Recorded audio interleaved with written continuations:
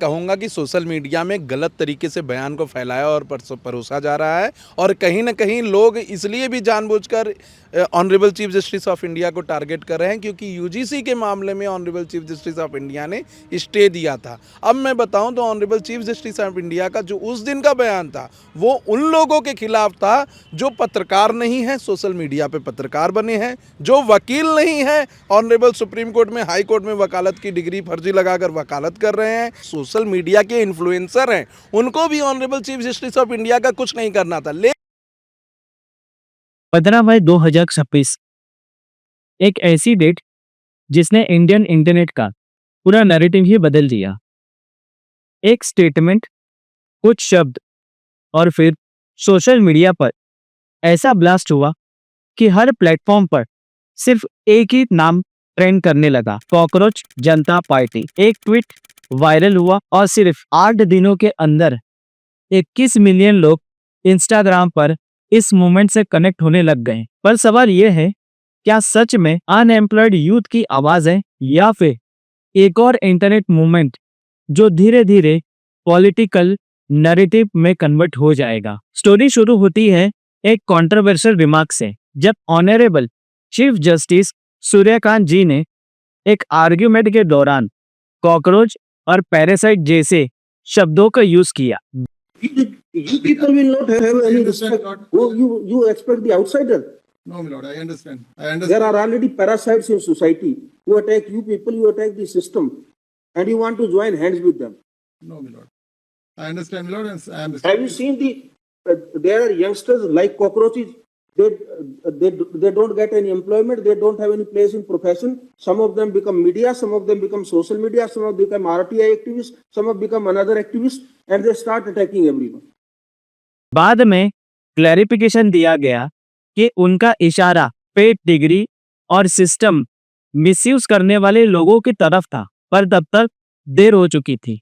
Internet ने तुरंत इस स्टेटमेंट को अनएम्प्लॉयड यूथ से जोड़ दिया। लोगों को लगा कि बेरोजगार युवाओं का ये एक इंसल्ट है। इंटरनेट को एक सिंबल मिल गया था और वो सिंबल था कॉकरोच। 1000 नहीं, लाखों अनएम्प्लॉयड यंगस्टर खुद को कॉकरोच बोलने लग गए। मीम्स बने, रील्स बने, रेज क्रिएट हुआ और फिर एंट्री होती है अभिजीत दिपके की। अभिजीत दिपके जो कि स्टूडेंट है बॉस्टन यूनिवर्सिटी का, जिसने एआई की हेल्प से एक वेबसाइट लॉन्च की, कॉकरोच जनता पार्टी, जिसका मोटिव था अनएम्प्लॉयड इंसल्टेड यूथ की आवाज उठाना। स्टार्टिंग में आप सबको लग रहा होगा फाइनली कोई तो है जो अनएम्प्लॉयड यूथ के बारे में बात कर रहा है। पार्टी का नैरेटिव भी क्लियर था, we are unbiased, standing with unemployed youth. और ऑनेस्टली यहाँ तक नैरेटिव काफी स्ट्रॉन्ग लग रहा था, लेकिन फिर आता है एक टर्निंग पॉइंट। अभिजीत दिपके का एक वीडियो वायरल होता है जहां वो डायरेक्टली अपील करता है, जाओ और बीजेपी को अनफॉलो करो। और यहीं पर एक सवाल उठता है, अगर ये मोमेंट अनबायस था तो सिर्फ एक पॉलिटिकल पार्टी को टारगेट क्यों? ये एक यूथ मूवमेंट है तो पॉलिटिकल प्रोपेगेंडा की तरफ शिफ्ट क्यों हो रहा है? अभिजीत दिपके जिसका पुराना कनेक्शन रहा है आम आदमी पार्टी के साथ, इसको समझेंगे हम आगे वीडियो में। पर यह बात कंफ्यूजिंग है कि टॉप पॉलिटिकल पर्सनालिटीज भी इस मूवमेंट को सपोर्ट कर रही है। नाम देने की जरूरत नहीं है, आपको इंटरनेट पे सर्च करोगे आपको मिल जाएगा। क्या कॉकरोच जनता पार्टी एक जेन्युइन यूथ फ्रस्ट्रेशन का एक्सप्लोजन है या फिर इंडिया का पहला anti BJP AI powered internet political movement है? आइए समझते हैं आज के इस वीडियो में।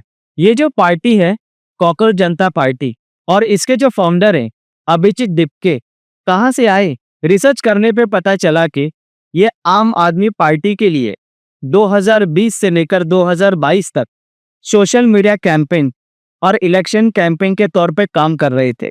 इनका काम था ऑनलाइन मीम्स बनाना और कैंपेन चलाना। सिर्फ इतना ही नहीं, ये दिल्ली सीएम ऑफिस में कम्युनिकेशन एडवाइजर के रोल पे भी काम कर चुके हैं। ये अनबायस्ड कैसे हुआ? दूसरा पॉइंट, इंस्टाग्राम में सिर्फ 8 दिनों के अंदर 21 मिलियन फॉलोवर कैसे अचीव कर लिए? तो पता चला कि इंटरनेट पर कुछ ग्राफिक्स और एनालिटिक्स के स्क्रीनशॉट वायरल हुए थे जिसमें क्लेम किया गया कि इनके फॉलोअर्स का मेजर चंक पाकिस्तान, बांग्लादेश और दूसरे कंट्रीज से आ रहा है। पर अभिजीत क्लेम करते हैं इनके सारे फॉलोअर्स इंडिया के ही हैं। अगर है तो रिपोर्ट शेयर कर दो या लाइव फीड में डाल दो रिकॉर्ड करके। अभिजीत दीपके इनका क्लोज रिलेशन रहा है आम आदमी पार्टी के साथ। ये जो अभिजीत दीपके है इस पर पुणे में भी केस चालू है। इसने आर्टिकल 370 के खिलाफ भी कई सारे अपोस्ट कैंपेन चलाए थे। बताओ जिसका बैकग्राउंड एंटी इंडिया है और एंटी हिंदू रहा है, कैसे आजकल वो यूथ को सपोर्ट करेगा?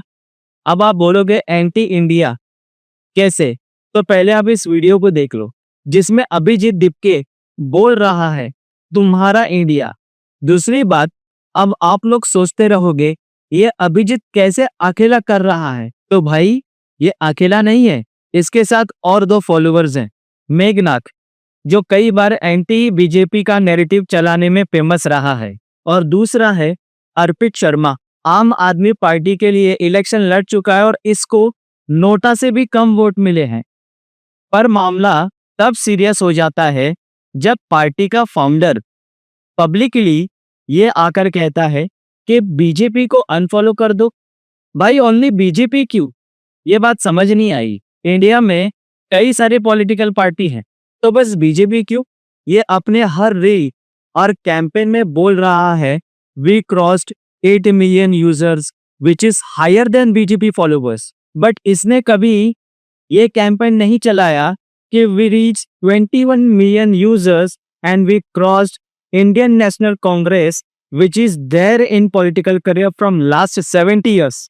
और एक बात, कमेंट तो सीजीआई ने किया था, तो यहाँ पे बीजेपी का रिलेशन कहाँ से आया? और बीजेपी को अनफॉलो करना ये तो आता ही नहीं, ये बात कहाँ से नहीं। अगर आपकी कॉकरोच जनता पार्टी सच में अनबायस्ड है तो सब पॉलिटिकल पार्टी के खिलाफ होना चाहिए, ना कि एक पार्टी के खिलाफ। आपने कभी भी ऐसा कोई कैंपेन नहीं चलाया जिन्होंने सही में खराब काम किए हैं, जबकि आप केवल एक ही पार्टी के खिलाफ है। ऐसी कई सारी पार्टियां हैं जो आज तक कई सारे गलत काम किए हैं, लेकिन आप सिर्फ अपोज कर रहे हैं बीजेपी को, जबकि बीजेपी के गवर्नेंस में कई सारे बड़े अच्छे काम किए गए हैं। मानता हूं कि भाई कुछ गलत काम हो सकता है, बट कई सारे अच्छे काम भी किए हैं। मुझे नहीं पता कि आप बार बार बीजेपी को क्यों ब्लेम करते हैं हर चीज को लेकर। और अगर हम फोकस करें इनके नैरेटिव पर, तो इनका अनएम्प्लॉयड को लेकर, इन इक्वालिटी ऑफ जॉब्स को लेकर, और अगर इनके वेबसाइट पर जाकर मैनिफेस्टो पढ़ोगे तो वहां पर आपको एम्प्लॉयमेंट को लेकर कोई बात नहीं मिलेगी। तो इनके मैनिफेस्टो में बात चीजें कही गई है, जिसमें सबसे पहला रिटायर्ड चीफ जस्टिस को राज्यसभा में मेंबरशिप नहीं मिलेगी। सुनने में स्ट्रॉन्ग रिफॉर्म लगता है, लेकिन लीगली देखें तो इंडियन कॉन्स्टिट्यूशन के तहत आर्टिकल 80 के अंडर में प्रेसिडेंट 12 राज्यसभा मेंबर को अपॉइंट कर सकता है, और ये मेंबर लिटरेचर, साइंस, आर्ट और सोशल सर्विस जैसे फील्ड से आ सकते हैं। इसलिए टेक्निकली रिटायर्ड जजेस या फॉर्मर चीफ जस्टिस को राज्यसभा भेजना कॉन्स्टिट्यूशन अलाउ करता है, और ये कोई पहली बार नहीं हुआ है। 2007 में फॉर्मर सीजीआई रंगनाथ मिश्रा को भी कांग्रेस गवर्नमेंट के टाइम पे राज्यसभा भेजा गया था, तो ये प्रैक्टिस नया नहीं है। हाँ, डिबेट हो सकता है कि जजेस को रिटायरमेंट के बाद पॉलिटिकल पोस्ट मिलनी नहीं चाहिए। पॉइंट नंबर 2, अगर एक जेन्युइन वोट डिलीट हुआ तो चीफ इलेक्शन कमिश्नर पर यूएपीए लगेगा। यहाँ सबसे पहला समझना होगा कि यूएपीए क्या है। यूएपीए यानी अनलॉफुल एक्टिविटीज प्रिवेंशन एक्ट, जो कि mainly terrorism, national security threats और वायलेंट अनलॉफुल एक्टिविटीज के लिए बनाया गया है। अब ऑब्वियसली वोटिंग राइट्स बहुत ज्यादा इंपॉर्टेंट करता है। डेमोक्रेसी तभी काम करती है जब इलेक्शन फ्री और फेयर हो। इलेक्शन कमीशन का काम होता है कि एक्यूरेट वोटर लिस्ट में सबका नाम हो और सबको इक्वल वोटिंग राइट्स मिले। लेकिन अगर किसी का वोट गलती से डिलीट होता है तो उसके लिए इंक्वायरी, सस्पेंशन, डिसिप्लिनरी एक्शन या लीगल पनिशमेंट हो सकता है, पर डायरेक्टली उसको टेररिज्म लेवल ऑफेंस करना या ट्रीट करना लीगली प्रैक्टिकल नहीं लगता। इसी वजह से मुझे ये पॉइंट इमोशनली तो लगता है पर लीगली वीक है। पॉइंट नंबर 3, वुमेन को 50% रिजर्वेशन और कैबिनेट में हाफ सीट्स देना आइडिया काफी प्रोग्रेसिव है और पावरफुल लगता है, पर ऑनेस्टली वुमेन रिप्रेजेंटेशन बढ़ना भी चाहिए, लेकिन चैलेंज इम्प्लीमेंटेशन का है। 33% वुमेन रिजर्वेशन डे का इम्प्लीमेंटेशन कॉम्प्लेक्स प्रोसेस में है। तो सवाल ये उठता है 50% रिजर्वेशन बिना पार्लियामेंट सीट इंक्रीज किए प्रैक्टिकल कैसे होगा? उसका डिटेल रोड मैप या एग्जीक्यूशन प्लान अभी भी पब्लिकली आपने क्लियर नहीं किया है। पॉइंट नंबर 4, जो एमएलए एमपी पार्टी स्विच करते हैं उनको 20 साल तक की सजा। ये पॉइंट लोगों को काफी रिलेटेबल लग रहा है क्योंकि इंडिया में पार्टी होपिंग का इश्यू बहुत कॉमन है। इलेक्शन एक पार्टी से जीतना और बाद में दूसरी पार्टी ज्वाइन कर लेना, तो स्ट्रिक्ट एंटी डिफेक्शन लॉ का आइडिया लोग सपोर्ट करते हैं, लेकिन 20 साल का कंप्लीट बैन प्रैक्टिकली और लीगली दोनों एंगल से काफी एक्सट्रीम लगता है। अगर एग्जाम्पल के तौर पे अगर किसी पॉलिटिशियन की उम्र 45 साल है और उसके ऊपर अगर आप 20 साल का बैन लगा रहे हो तो शायद ही वो अपना अगला इलेक्शन लड़ पाएगा। Point number 5, media license cancel कर दिया जाएगा। मैनिफेस्टो में एलिगेशन लगाया गया है कि कुछ billionaire owned media house narrative control करते हैं, लेकिन डायरेक्टली मीडिया लाइसेंस कैंसिल करना सिंपल काम नहीं है। इंडिया में फ्रीडम ऑफ प्रेस है, एक मेजर डेमोक्रेटिक प्रिंसिपल माना जाता है। अगर गवर्नमेंट किसी मीडिया चैनल का लाइसेंस डायरेक्टली कैंसिल करे तो उस पर मिसयूज ऑफ पावर और सेंसरशिप का एलिगेशन भी लग सकता है, और किसी का बैंक अकाउंट भी आप डायरेक्टली सीज नहीं कर सकते हो अनटिल एंड अनलेस आपके पास ये पुख्ता प्रूफ रहने के they are doing a manipulation in media. और एक बात मुझे समझ नहीं आती, जब आप यूएस में बैठकर एआई, डेमोक्रेसी और फ्रीडम पर डिस्कशन कर रहे हो, तो फिर भारत में जो एआई समिट हो रहा था उस वक्त आपके अलायंस